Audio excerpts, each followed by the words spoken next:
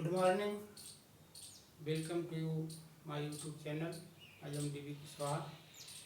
आज हम Morley Minto सुधार 1909 और मॉन्टेगू चेम्सफोर्ड सुधार 1919 के बारे में बात करेंगे। मार्ले मिंटो सुधार 1909 का दूसरा नाम भारतीय परिषद अधिनियम 1909 भी है। इस विषय में हम चर्चा करें उसके पहले इसके पहले की कुछ घटनाओं के बारे में भी चर्चा करेंगे जो इसके पृष्ठभूमि के लिए आवश्यक है। 1906 में ढाका में सलीमुल्लाह खां और आगा खां के नेतृत्व में मुस्लिम लीग की स्थापना हुई, जिसके प्रथम अध्यक्ष वाकर उल मुल्क थे। और इस मुस्लिम लीग के एक प्रतिनिधिमंडल अपने राजनीतिक अधिकारों के लिए तत्कालिक भारत सचिव मार्ले से भी मिला और बाद में मिंटो से भी मिला। उनका कहना था कि जब 1905 में बंगाल का विभाजन हो गया तो हमें जनसंख्या के आधार पर प्रतिनिधित्व चाहिए और पृथक निर्वाचन मंडल भी चाहिए। इन दोनों मांग को लेकर के यह प्रतिनिधिमंडल दोनों से मिला और भारत सचिव और तत्कालिक वायसराय मिंटो ने उस प्रतिनिधिमंडल को आश्वस्त भी किया। 1905 में बंगाल विभाजन, जिसमें लॉर्ड कर्जन का शासन व्यवस्था था, यहाँ का वायसराय लॉर्ड कर्जन था। 1905 का बंगाल विभाजन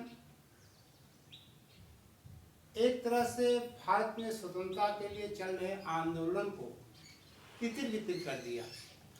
हालांकि कर्जन का कहना था कि हमने बंगाल का विभाजन शासन व्यवस्था के सुविधा के लिए किया है, लेकिन वास्तविकता यह थी कि हिंदू मुस्लिम एकता को तोड़ने के लिए यह विभाजन किया गया था।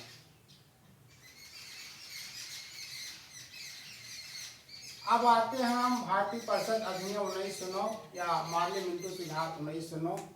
इसमें हम ऐसे बिंदुओं पर केवल बात करेंगे जो परीक्षा की दृष्टि से महत्वपूर्ण है या परीक्षा में पूछे जाते हैं।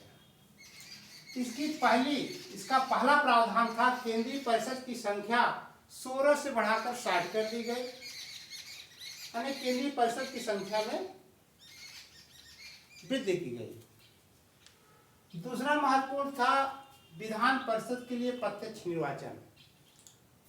जो प्रांतीय विधानसभाएं थी वहां पर प्रत्यक्ष निर्वाचन की व्यवस्था की गई।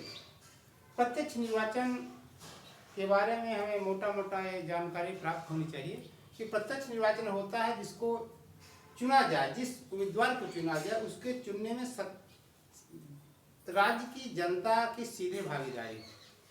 अप्रत्यक्ष निर्वाचन का मतलब होता है कि हम जिसको चुनते हैं वह किसी को जब चुनता है तो अप्रत्यक्ष निर्वाचन होता है। जैसे भारत में राष्ट्रपति का जो निर्वाचन होता है अप्रत्यक्ष तरीके से होता है। सांसद या विधायक का जो निर्वाचन होता है प्रत्यक्ष तरीके से होता है, क्योंकि जनता इसमें सीधे भाग लेती है। तो विधान परिषद के लिए प्रत्यक्ष निर्वाचन की व्यवस्था की गई। तीसरी महत्वपूर्ण बात है कि बजट पर पूरक प्रश्न पूछने का अधिकार दिया गया और बजट पर संकल्प रखने का भी अधिकार दिया गया। हम इसके पूर्व जान चुके हैं कि 1893 का जो चार्टर एक्ट था उसमें पहली बार बजट पर प्रश्न पूछने का अधिकार दिया गया था, मत देने का अधिकार नहीं था। लेकिन इस एक्ट में बजट पर पूरक प्रश्न पूछने तथा बजट पर संकल्प लाने का भी प्रावधान किया गया था। पृथक निर्वाचक मंडल यह सबसे महत्वपूर्ण घटक है। इसके अंतर्गत मुसलमानों के लिए पृथक निर्वाचन मंडल की स्थापना की गई है। पृथक निर्वाचक मंडल का तात्पर्य यह है कि उस क्षेत्र में मुस्लिम उम्मीदवार ही खड़ा होगा और मुस्लिम उम्मीदवार, मुस्लिम जनता ही उसको वोट करेगी। यही पृथक निर्वाचन मंडल की विशेषता होती है। जैसा 1932 के मैकडोनाल्ड अवार्ड के समय पृथक निर्वाचन मंडल SC/ST के लिए किया गया था और 24 सितंबर 1932 के पूना पैक्ट में गांधी जी और BR अम्बेडकर के बीच समझौता हुआ, उसको समाप्त कर दिया गया था। वही व्यवस्था यहाँ पर पृथक निर्वाचन मंडल किया गया। इसी दृष्टिकोण को रखते हुए मिंटो को सांप्रदायिक निर्वाचन का जनक भी कहा जाता है। इसके बारे में दो कथन और महत्वपूर्ण है। गांधी जी ने कहा था कि मिंटो मार्ले सुधार हमारा सर्वनाश कर दिया। This is very important statement of MK Gandhi, और परीक्षा में पूछता रहता है। और एक कथन महत्वपूर्ण है, मिंटो ने कहा था कि हमने जहर का ऐसा पौधा, जहर का ऐसा बीज बोया है जो आगे चलकर कठिनाई पैदा करेगा। Lord Minto. तो ये मोटी मोटी व्यवस्थाएं रही और इसके परिणाम स्वरूप सांप्रदायिक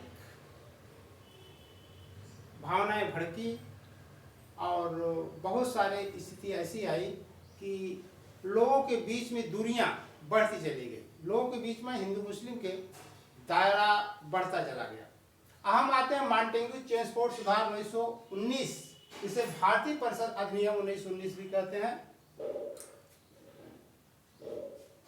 ब्रिटिश सरकार का कहना था कि यह एक उत्तरदायी शासन व्यवस्था का चरण है और भारत में उत्तरदायी शासन व्यवस्था के लिए यह प्रावधान बहुत ही कारगर होगा। इसमें विषय को आरक्षित और स्थानांतरित दो भागों में बांट दिया गया और इसकी सबसे जो महत्वपूर्ण विशेषता है, जो परीक्षा में पूछा जाता है, कि प्रांतों में द्वैध शासन लागू किया गया। प्रांतों में द्वैध शासन की शुरुआत कब हुई? मॉन्टेग्यू चेम्सफोर्ड सुधार 1919 सबसे महत्वपूर्ण प्रश्न है। और नेक्स्ट प्रश्न है कि पॉइंट है कि महिलाओं को वोट देने का अधिकार। इस अधिनियम में पहली बार महिलाओं को वोट देने का अधिकार का प्रावधान था।